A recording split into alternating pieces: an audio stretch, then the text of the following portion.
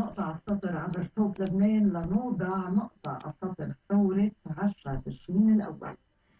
يقولون أصبحنا نعيش اليوم في بلد تحكمه حالة من الأزمات المتواصلة على كل الأصعد المعيشية الفكرية والسياسية، حتى صرنا عاجزين عن تقديم أدنى مقومات الحياة الكريمة. أولا طبعا بنبلش بالفساد حتى العظم، سياسيين همهم العروش وامتلاء الجيوب، ومواطنين عم بيشكوا والهجرة عم يطلبوا. وأيضا شفنا نحن شو صار بعكار مافيات عم بيدفعون لحتى يسافروا وبواقع أليم نزلوهم. ولبنان الكبير تحول إلى سجن كبير يدفع به فقراءه إما إلى بيع الأرض أو التمسك بقشرة الهجرة لآخر الدنيا.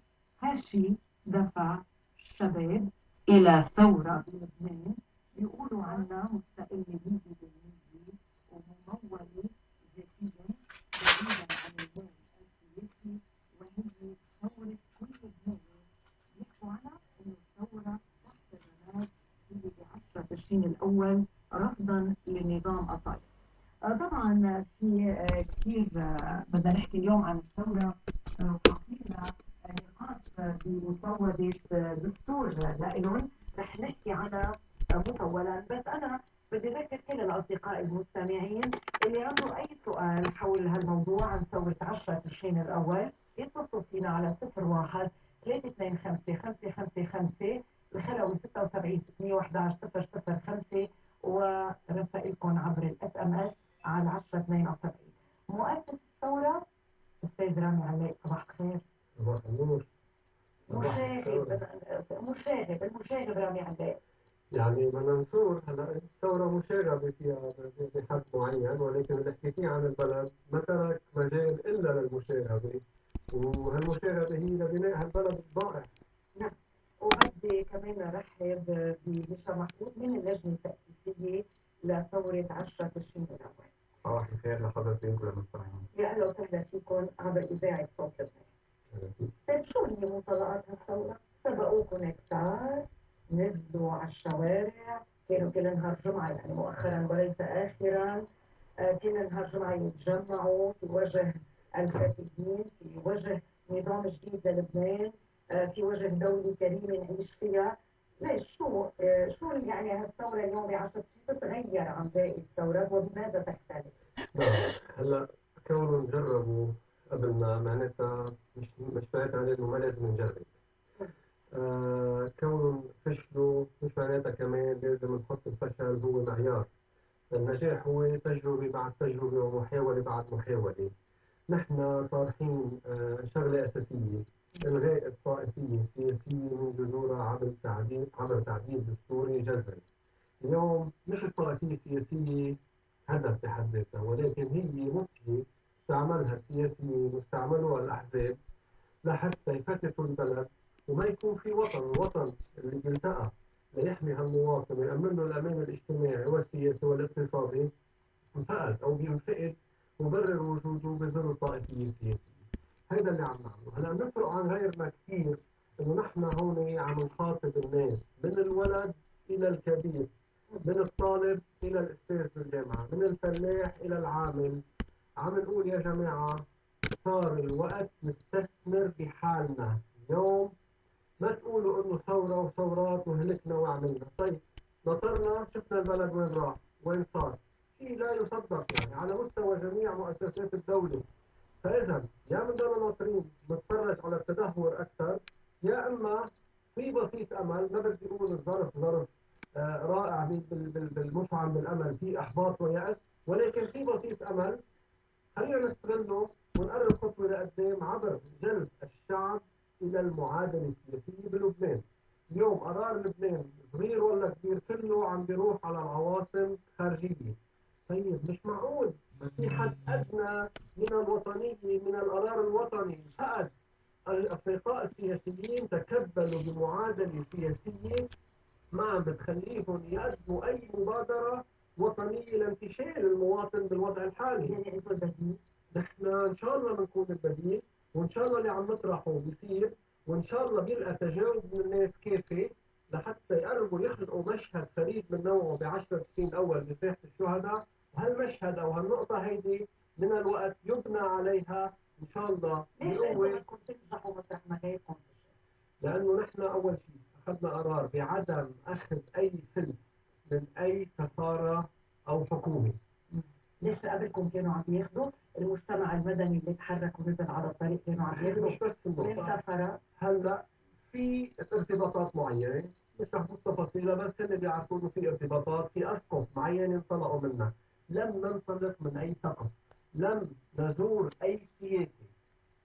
ندعو الناس على مستوى المجتمع إلى النهوض. زرنا المناطق تقريبا أغلبها ولقينا في أرضية خصبة لتتحرك الناس على مش على مستوى النخب كما حصرها المجتمع المدني قبل، ولكن على مستوى المجتمع ككل من الصغير إلى الكبير. هلا هيدا اللي بيميزنا. واليوم طريقة عملنا وقبول الناس إلنا عم تكون مختلفة. طريقة التجاوب مع فكرة الثورة عم تكون مختلفة، وهي ليست تحرك محدود بل هي انتفاضة شعبية إن شاء الله عارمة. لازم تيجي قبل هلا يعني بلش الربيع العربي والانتفاضات والثورات ونحن كنا بعدنا نايمين. هلا لعل الوقت المناسب احترق أصابعنا أكثر نرجع نقوم نقلب هالطاولة ونأسس لبلد جديد لجمهورية جديدة. حان الوقت. رامي علاء بيقولوا عنك انك انت يئست من اصلاح حزب الله فقصدت تصلح البلد. هلا مش غلط. مش غلط. أنا طبعا بميز مثل ما على طول بقول بين جمهور الحزب وبين الساسة بالحزب. هلا الساسة بالحزب أخذين مسار غير قابل للإصلاح، ولكن هودي مسؤولين عن شعب وعن مجتمع وعن جمهور عريض، وأنا منه لهذا الجمهور.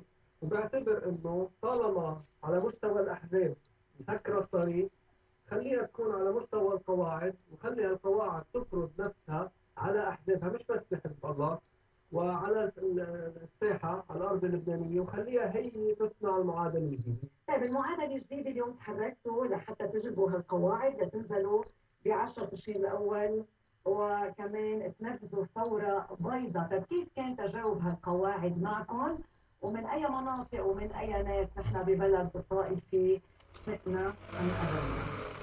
في شغلة مسيس شئنا أم أبينا. صحيح في كل واحد محسوب على الفئة شئنا أم أبينا. صحيح. كيف كان التجاوب معكم؟ التجاوب كان كبير، ولكن بعضه كان محطوط الصمت والتردد. طبعا نحن عم نواجه واقع صعب، ما نكون صريحين مع الناس. خايفين؟ طبعا في ناس خايفة، في وضع أمني، في ارتباط للناس بمصالح اللي هن المفسدين والمحتكرين لمصادر ومقدرات البلاد. أصبحوا متمسكين بعروشهم وعم يأثروا على تعاطي الناس مع هكذا طرح. فالناس عم تحسبها كثير، ولكن بالرغم من هذا الجو وعن قيام أي ثورة لابد من وجود حالة من اليأس والحاجة والعوز والتململ. هذا الشيء بالمسار العلمي الموجود بكل المناطق وكل الطوائف، والتجاوب عم بيكون كثير كبير بالرغم من انه الاعلام عم يتاخر بالمواكبه للاسف بسبب ارتباطه باجندات سياسيه موضوعه نحن خارجها. نحن لبنانيين بامتياز 100%، لسنا تابعين لاي احد. عشان هيك لما تكوني لبنانيه ببلدك بتلاقي صعوبه فعلا تروحي باتجاه الوطن، ولكن لن نساوم على مبادئنا وسنتجه بهالمسار النظيف، لانه شبعنا تجارب فاشله وتكرار لمشاهد اصطفاف سياسي. هيدي المره بدنا نصنع تاريخ الجمهوريه الجديده اللي عملناش فيها. نعم.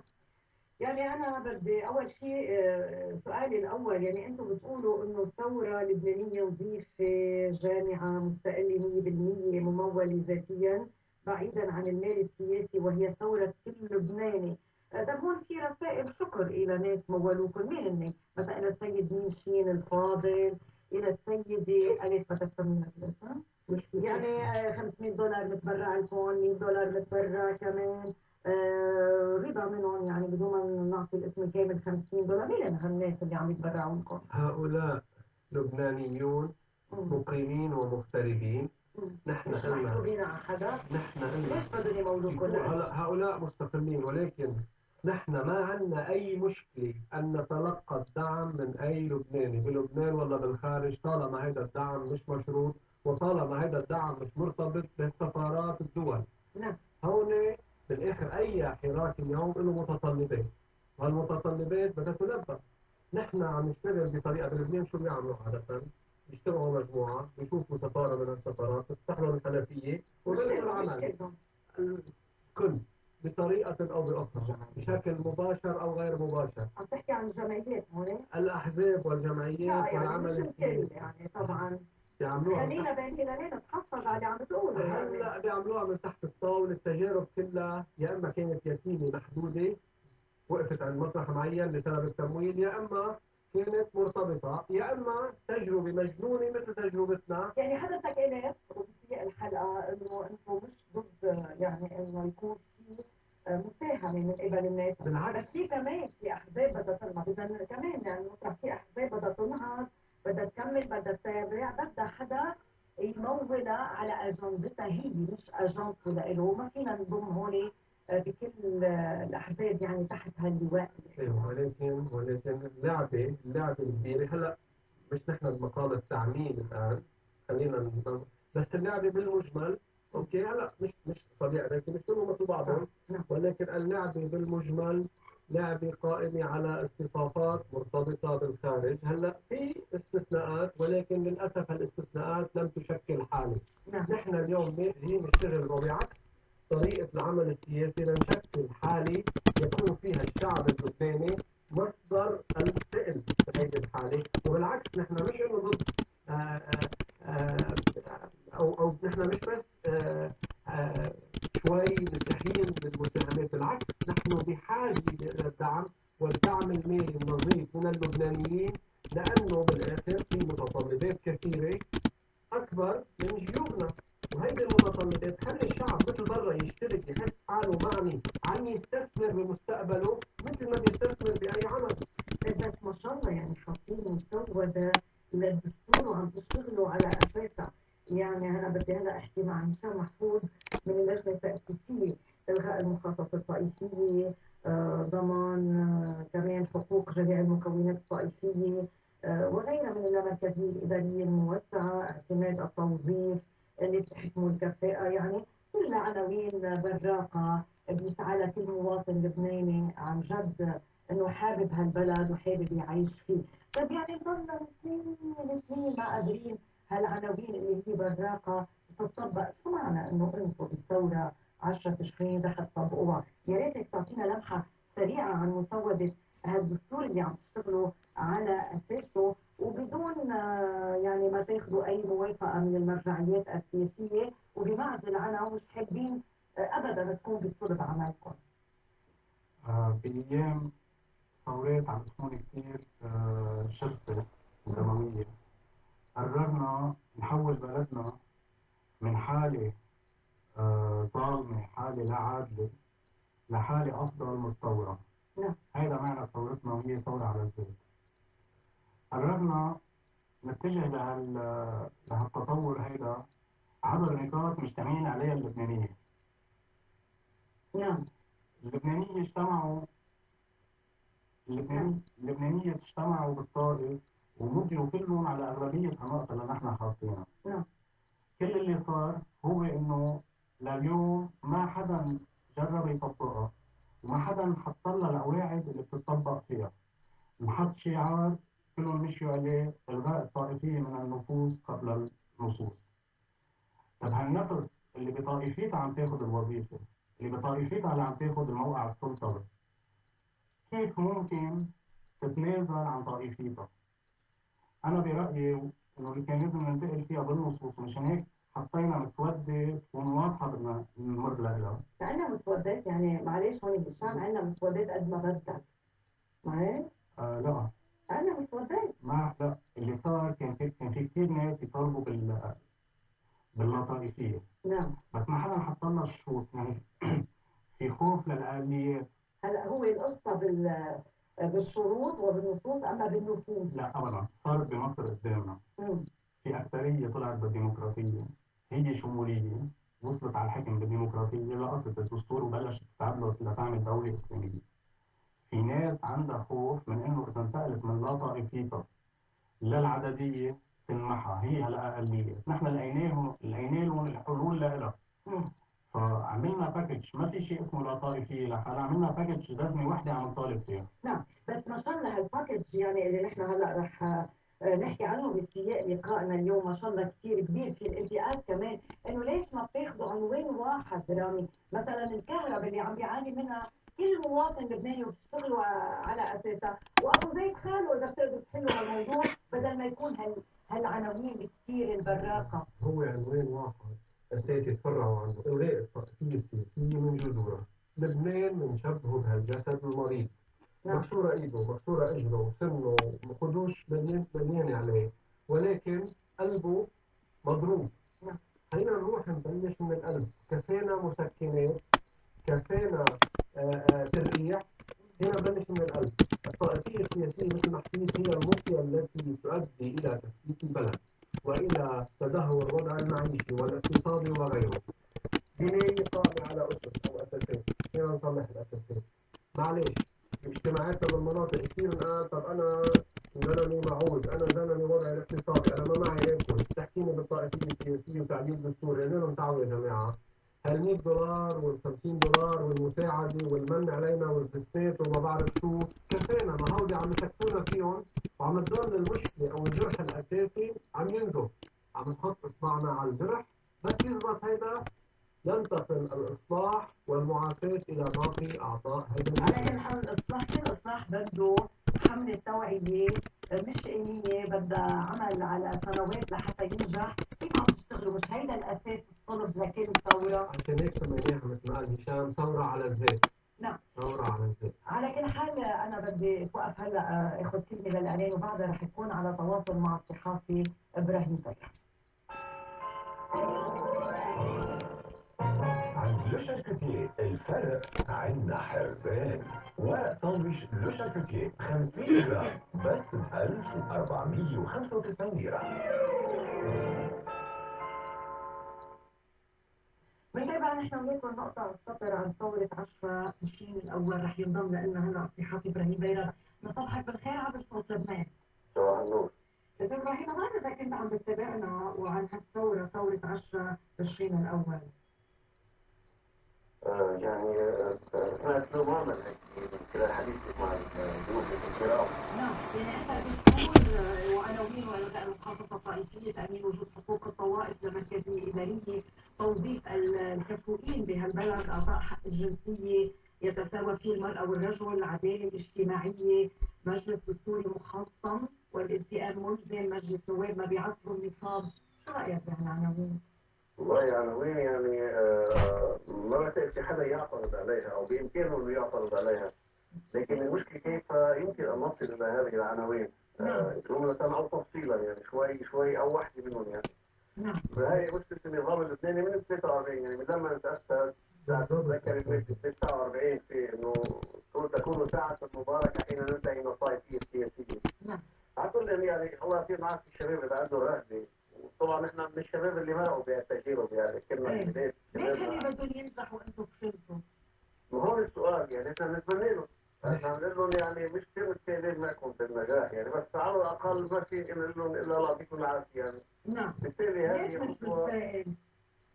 ونرى جربنا حروب واشكال وانواع من القوى وطلعت قوى علمانيه وقوى احزاب والى اخره.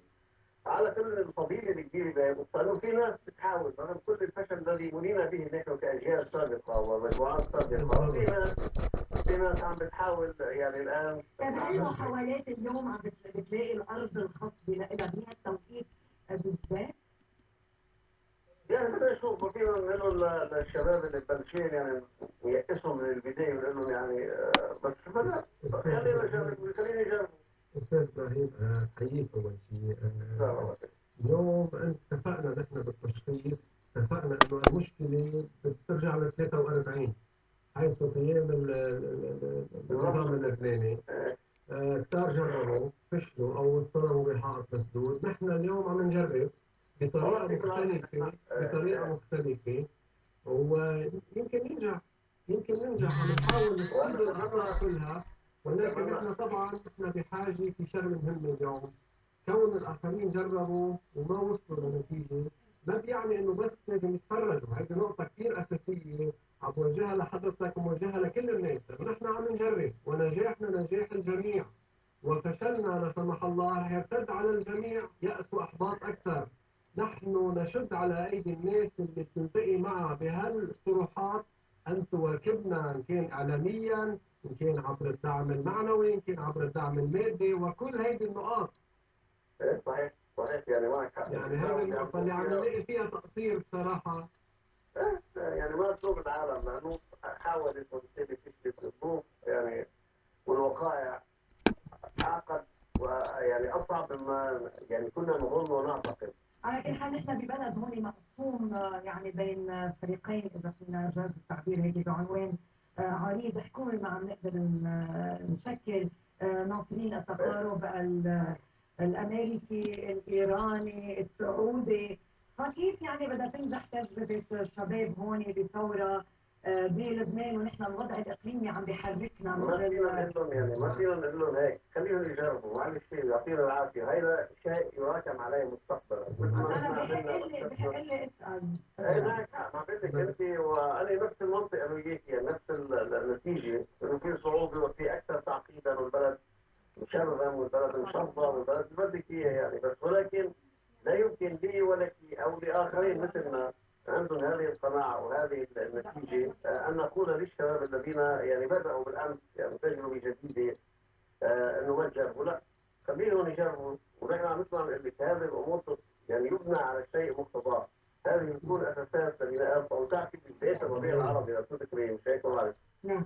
صار في هيك جوله من نزلة الناس على الشارع تسريع بيروت وكذا. نعم، والبندوره كنا بنذكر يعني دائما في محاولات، دائما في محاولات يعني. هلا ما فينا نقول لهم يعني من البدايه الا الله يعطيكم العافيه. المجتمع المدني سؤال كمان، يعني المجتمع المدني ليش ما عم بيكون هيك مواكب فعلا لهالمحاولات ويشرك حاله فيها؟ يعني هذا سؤال الاخير. ما بعرف يعني يعني في يأس، في حالة يأس وخوف الحقيقة بالبلد. لا المجتمع المدني لا الجمعيات لا الأحزاب قادرة تعمل شيء بهالمرحلة على الأقل. يعني ما بدنا نكبر الحجر بالوقت نفسه، ما بدنا نقول ان الناس يأسوا. لا، خلي في شباب عندهم قدرة وعندهم حماسة ودخل بدهم يجربوا. فما الا يعطيكم العافية. نعم خلينا نجرب. شكرا لك. على كل حال الصحفي إبراهيم دايرم معنا على الخط مباشرة رئيس تجمع الأقليات المسيحية الدكتور إدمون بطرس. مصبحك بالخير عبر صوت لبنان. صباح الخير، كيفك؟ الحمد لله. بحييكم وبحيي ضيفك وبحيي الاستاذ دايرم بمداخلته. بدي احكي بموضوع بباكج لمحاضرينه الهيئة التأسيسية لثورة 10 تشرين الأول. 10 تشرين الأول والثورات القادمة رح يتأثر في كثير هيئات تأسيسية لثورات متعددة. بس الغريب العجيب إنه كل ثوار بيحضروا رسمي لناس آخرين بالمجتمع، والناس الآخرين شو ما كانت فئاتهم، إن كانوا أقليات ولا أكثريات، إن كانوا أطراف دينية ولا أطراف إثنية ولا أطراف عرقية، بيبقوا أصحاب العلاقة ما معهم خبر الموضوع اللي محضرينه اياه. مين يعني اصحاب العلاقه؟ يعني مثلا حضروا دستور كثير حلو انه هم كانوا عينهم على مصر وشافوا شو صار بمصر وكيف اقليه اخذوا حكم بطريقه ديمقراطيه وبعدين صاروا يطبقوا دستور معين على قياسهم. ولكن حكاهم عن خوف الاقليات بلبنان، عم نحكي خصوصا الاقليات المسيحيه وفي اقليات عرقيه بلبنان غير مسيحيه اسلاميه. مش طالع حصص على مستوى السياسي. على سبيل المثال الاكراد الاسلام ما عندهم خطط سياسيه بالمجتمع اللبناني، علما انه عددهم كثير هائل يتعدى عدد الطوائف المسيحيه السته مجموعين مع بعضهم. ولكن عم بسال انا انه لو من عندنا دستور اجتمعوا مع الهيئات اللي بتمثل الطوائف والاقليات المسيحيه من منظمات، من جمعيات، من هيئات، من مسؤولين، من طوائف مسيحيين، انه هيدا بذكرني الموضوع بدعايه كان تطلع على التلفزيون انه انت ما تفكر. انا بفكر نحن تعاملنا كسلطة، يعني نحن جايين من قلب الشعب اللي بدك منه صبر بدنا منه مكر وعم نطرح فيه فينا ناخذ ونعطي فيه. انتوا ما طرحتوا شيء، انتوا ما طرحتوا. نحن حضرنا باكج. هذا هاي بتفكر مثل هي يا بتاكلها يا ما لا بتاكلها. لا لا لا لا لا لا نحن حطينا باكج مسودة. لا ما بنقبل حدا باكج يفكر عنا. ابدا نحن يا اخي بنفكر يا كثير عزيزي، منيح، نحن واللي منه طرحنا قادر انه مسودة. نفكر كثير منيح. نحن صوتنا عالي وكل واحد يفكر عنا من ذكره انا نحن موجودين، مستغرب. لانه عرفتوا ايه؟ لو فوز صوت جديد. انا اول شيء انا خلي هشام يجاوب بالتفصيل، بس اقول لك شغله، نحن عم نطرح شيء نتناقش فيه مع اللبنانيين في مواد صغيره او اساسيه مثل الطائفيه السياسيه واليه الانتقال الى تطبيقها، مع مثل ما حكي هشام حفظ هويه لبنان بتنوع هويه الحاليه عبر مواد دستوريه ابديه تحفظ بقاء الجميع ضمن الكيان اللبناني. نحن عم نطرح امور للتداول، ونحن بعدين منا سلطه لنعمل باكج نفرضه على الناس، ونحن بنحب ناخذ ونعطي ونتواصل مع الناس مثل حضرتك لنجي كلنا سوا نوصل على تواصل مشتركه. السيد المسيح من لسانكم أدينكم. أنا ما اعتمدت على كلام من بني على نياتي، أنا اعتمدت على كلام أنت قلته. أنت قلت نحن محاضرين مش نحن محاضرين باكج. هذا الباكج هي مسودة يا سيدي، مسودة بالإنجليزي وبالعربي. مسودة. يعني نحن حاضرين على الطبخة اللي بحكيك هلا. أنت عم تقول نحن مساحة عظيم. لما بتيجي قبل ما توصل لمرحلة السياحة، لما تيجي تحصل المسودة، على القليلة بدك تعمل شوية لقاءات وعلاقات وأسئلة وآراء وتاخذ آراء لكن بين المسودة تبعيتك على معطيات تنبت، على معطيات بوليس، فتوصل أنت انطلاقا شوي قوي. بس هاي بدك تفكر على الأقليات. لا لا ابدا، نحن يمكن لو اتبعنا عم كل يوم بمنطقه او بلقاءات من اول لبنان لاخره عم نتناقش ونتشاور، يمكن نحن غفلنا عن انه نشوف حضرتكم، ولكن نحن بالاخر مشروعنا مفتوح للجميع. على كل حال موضوع الاقليات خلي هشام يعني هذه النقطه. تفضل. مرحبا بالأول. أستاذ نحن بالطائف فكروا عنا ومعنا، كمان بقطر كمان فكروا عنا. اليوم معلش إذا تعمل لبناني قرر إنه تطلع المبادرة من عنده. نحن فاتحين إيدينا للجميع، عم ندعي للقاء محبة وسلام. ما جايين لازم نحن نعمل لقاء وطني. صح. وطني شامل. يقولون في لقاء لكل اللبنانيين اللي بيحب يجي يشارك ويعطي رأيه. ساعتها إذا هو ما شارك ما في يعترض، لأنه كان هذا اللقاء مفتوح لكل اللبنانيين. اليوم المطلوب بلبنان مش ثورة 10 تشرين و13 تشرين و10 كانون و7 ايار و5 ايار. مطلوب بلبنان اليوم حوار وطني، وليس ثورة الحوار مع مجموعة سياسية معينة فين الأخضر واليابس. لا، نحن مطلنا ثورة حوار للبنانيين، لقاء مدني. يعني حضرتك مش مؤيد ثورة 10 تشرين الأول؟ أنا ما فيكي أقول لك بالمطلق أؤيد ولا أقول لك بالمطلق لا أؤيد. إذا مجموعة من الشباب طبعا بدها تنزل تعبر عن رأيها وعندها مسودة. نعم. أؤيد كل حراك شعبي، نعم، كل حراك مدني، كل حراك سياسي. نحن لازم نكون بلبنان متفاعلين سياسيا، مش غافلين ونايمين سياسيا. نحن بعرف لما 14 آذار بيقولوا هن قالوا مظاهرة المليون و8 آذار مظاهرة المليون، هو المليونين لبنان 7 مليون، وين ال 5 مليون الباقيين نايمين؟ هذا نحن بدنا نفعل 60% نعم أو 50% من اللبنانيين اللي ما شاركوا بالانتخابات. نعم. على كل حال نحن عم نشكرك على كل حال رئيس تجمع الأقليات المسيحية دكتور إدمون بطرس. أهلا وسهلا فيك عبر صوت الليل. بعد عندنا حوالي يعني 4-5 دقائق. لا خلي مثل ما قلت بالضبط، خلي تكون ثورة 10 سنين الأول هي لقاء وطني للالتقاء من قبل جميع اللبنانيين. يعني نحن عم نعمل الخطوة الأولى دكتور، عم جاوبك مع أنك مش معنا هلا. خليها تكون هي بالفعل لقاء وطني خطوة أولى. رمزيتها الأساسية إنه بدل ما ننطر المبادرات والاقتراحات من الخارج كما كانت العادة في السنوات الماضية، خليها تنطلق من الشعب. هذا اللي عم نعمله. لماذا بعد 10 تشرين نجحت أو لم تنجح؟